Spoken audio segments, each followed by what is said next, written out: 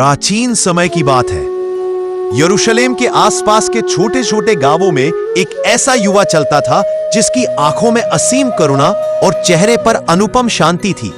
उसका नाम था यीशु मसीह। लोग कहते थे कि वह केवल एक साधारण मनुष्य नहीं, बल्कि ईश्वर द्वारा भेजा गया प्रेम और प्रकाश का संदेशवाहक है। वह जहां भी जाता दुखियों के आंसू पोंछता, बीमारों को ठीक करता, भूखों को भोजन देता और अपराधियों को भी क्षमा करने की शिक्षा देता। मगर दुनिया में अच्छाई का रास्ता जितना उजला है, उतना ही कठिन भी है। उसी कठिनाई ने यीशु के जीवन को एक ऐसी दुखभरी कथा बना दिया जिसे सुनकर हृदय भीग उठता है। यीशु जब लगभग 30 वर्ष के थे, तब उन्होंने अपना सार्वजनिक जीवन शुरू किया। वे गांव-गांव जाकर प्रेम, शांति और क्षमा का संदेश देते। वे कहते, जो तुम्हें दुख देता है उसे भी क्षमा करो, क्योंकि प्रेम ही जीवन का सत्य है। उनकी बातों में ऐसी शक्ति थी कि लोग उनके पीछे पीछे चल पड़ते। उनके चमत्कार, उनके शब्द और उनका स्नेह धीरे धीरे लोगों को ईश्वर के निकट लाता गया। लेकिन जैसे जैसे प्रेम बढ़ता गया, वैसे वैसे कुछ लोगों की जलन, घृणा और भय भी बढ़ता गया।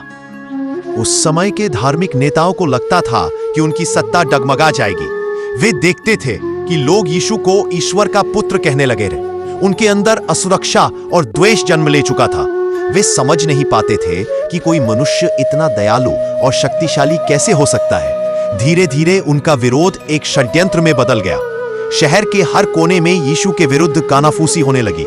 लेकिन यीशु ने कभी किसी को नुकसान नहीं पहुंचाया। उन्होंने केवल प्रेम ही वितरित किया। एक दिन यीशु अपने शिष्यों के साथ जैतून पर्वत पर प्रार्थना कर रहे थे। उन्हें पहले से आभास था कि उनका अंत निकट है, पर उनके चेहरे पर भय नहीं, सिर्फ शांति थी। उसी रात उनके ही एक शिष्य यहूदा ने उन्हें धन के लोभ में सैनिकों के हाथों सौंप दिया। यीशु को गिरफ्तार कर लिया गया। शिष्यों का हृदय टूट गया, पर वे असहाय थे। यीशु ने किसी का विरोध नहीं किया, किसी को धक्का तक नहीं दिया। बस शांत स्वर में इतना कहा, जो होने वाला है उसे होने दो। अगले दिन उन्हें कठोर आरोपों के साथ न्यायालय में लाया गया। भीड़, जिसे उन्होंने वर्षों तक प्रेम दिया था, आज उसी के विरुद्ध खड़ी थी। धार्मिक नेता बार बार चिल्लाते, इसे सूली पर चढ़ा दो, जबकि रोमन राज्यपाल पिलातुस को यीशु में कोई दोष नहीं दिखा। उसने कहा भी, मैं इस व्यक्ति में कोई अपराध नहीं पाता। मगर भीड़ की क्रूरता और नेताओं के दबाव ने अंततः उसे विवश कर दिया।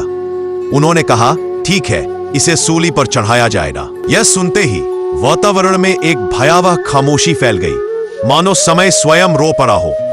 यीशु को कोड़े मारे गए, इतने तेज कि उनका शरीर लहूलुहान हो गया। सैनिकों ने उपहास उड़ाते हुए उनके सिर पर कांटों का मुकुट पहनाया।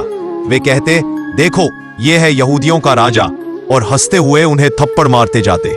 लेकिन यीशु हर यातना के बीच सिर्फ एक ही बात कहते, हे पिता, इन्हें क्षमा करना, ये नहीं जानते कि ये क्या कर रहे। जब उन्हें सूली पर चढ़ाने ले जाया जा रहा था, उनके कंधों पर एक भारी लकड़ी का क्रूस रखा गया। उनका शरीर दर्द से कांप रहा था, पर उनके कदम रुके नहीं। रास्ते में लोग खड़े थे, कुछ रो रहे थे, कुछ पत्थर फेंक रहे थे, तो कुछ हतप्रभ होकर उस व्यक्ति को देख रहे थे जिसने कभी किसी का बुरा नहीं किया। भीड़ में एक स्त्री थी, मरियम, यीशु की माता। उनकी आंखों से आंसू झरने लगे। वे बस इतना ही कह सकी, मेरे बेटे। यीशु ने कमजोर मुस्कान के साथ उन्हें देखा, मानो कह रहे हो, मां, सब ठीक होगा। गोलगोथा नामक पहाड़ी पर पहुंचकर सैनिकों ने उनके हाथों और पैरों में लोहे की कीलें ठोक दी और फिर उस क्रूस को जमीन में गाड़ दिया। आकाश मानो अंधकार में डूब गया। लोगों की आंखों में एक अजीब सी बेचैनी और भय छा गया। वहां 3 घंटे तक यीशु पीड़ा में लटके रहे, और उनकी वाणी में कभी क्रोध की एक बूंद तक नहीं आई। धीरे धीरे उनका शरीर कमजोर होता गया। उन्होंने अत्यंत धीमे स्वर में कहा, पिता, मैं अपनी आत्मा तुम्हारे हाथों सौंपता हूं। और फिर उनका सिर झुक गया, मानो दुनिया को अंतिम प्रणाम कर रहे हो। यह देखकर भूमि कांप उठी, आकाश गरज उठा।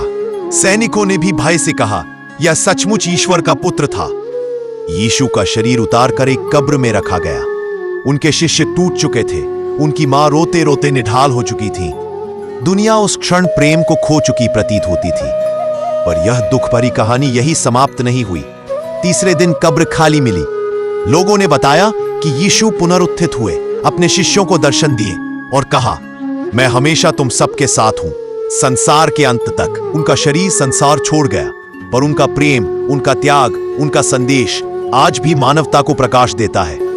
यीशु की यह दुख भरी कथा केवल एक ऐतिहासिक घटना नहीं, बल्कि प्रेम और क्षमा की ऐसी मिसाल है जो यह सिखाती है कि संसार चाहे जितना क्रूर क्यों ना हो जाए, प्रेम कभी हारता नहीं। उनके जीवन ने दुनिया को बताया कि ईश्वर की राह कठिन हो सकती है, पर उसका अंत हमेशा प्रकाश में होता है।